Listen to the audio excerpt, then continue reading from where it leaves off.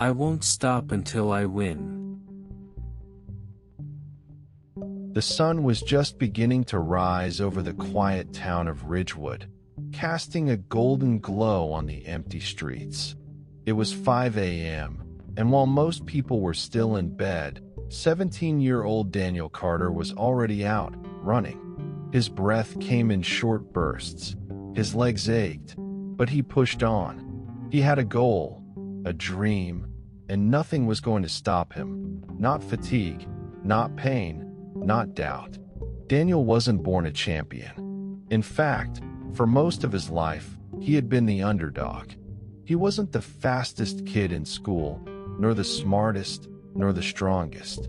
But he had something that many others didn't, an unbreakable spirit. Growing up, life had never been easy for Daniel.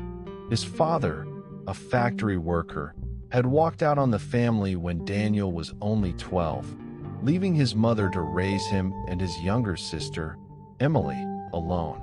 His mother worked 2 jobs just to keep food on the table, and despite her struggles, she always smiled at Daniel and told him, "Son, life will knock you down. People will doubt you. But you don't stop. You don't quit. You fight until you win." Daniel held on to those words like a lifeline. He found solace in running. It was his escape, his passion. But he wasn't a natural. Every race he entered, he finished at the back of the pack. He could hear the whispers from the other kids. Why does he even try? He's so slow. He'll never be a real runner. But he refused to listen. Instead of giving up, he trained harder.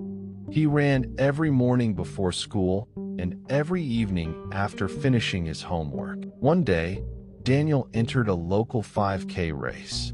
He knew he wasn't the favorite, but he had worked tirelessly for this moment.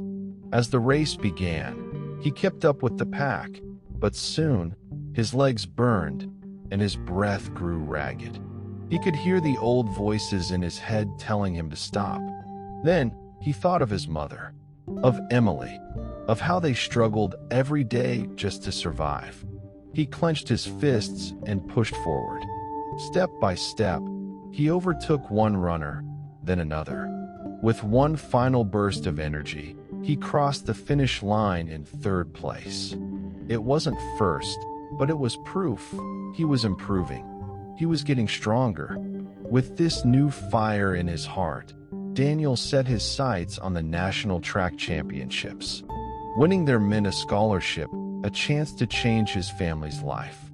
He trained harder than ever before. But just 2 months before the competition, disaster struck.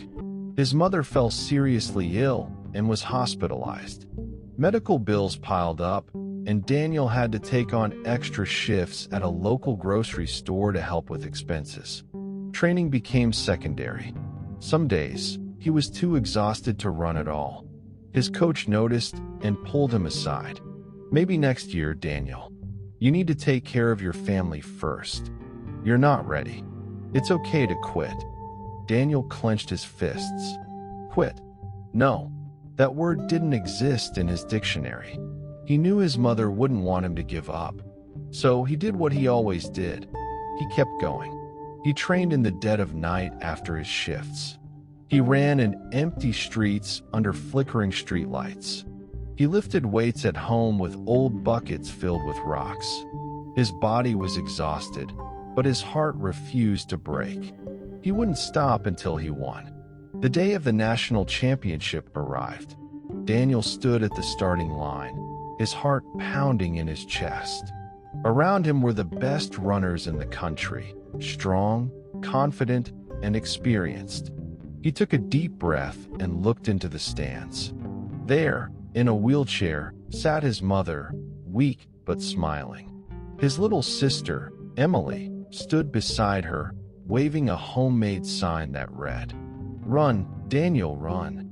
A gunshot rang through the air. The race had begun. Daniel sprinted forward, his legs moving on sheer determination. The competitors were fast, faster than he had ever raced against. By the second lap, he was falling behind. No, not now. Not today. He thought of his mother working late nights. He thought of his sister skipping meals so he could eat. He thought of every voice that ever told him he wasn't good enough. He gritted his teeth and pushed harder. One by one, he overtook runners. He focused on his breathing, on his rhythm. The finish line was ahead, and the top 3 runners were just in front of him. With every ounce of strength left in his body, Daniel sprinted forward. He passed one runner, then another. Now it was just him and the leader. His lungs screamed. His legs burned. But he thought of his mother's words. Don't stop. Don't quit. Fight until you win.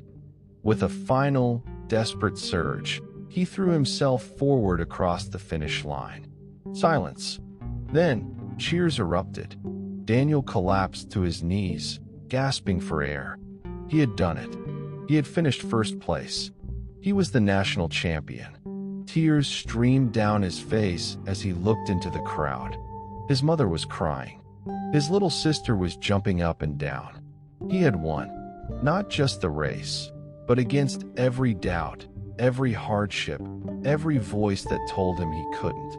As he stood up and held the trophy high, he whispered to himself, "I won't stop until I win." And he never did. Moral of the story: no matter how many times life knocks you down, never stop fighting for your dreams. Perseverance, belief, and determination can turn the impossible into reality.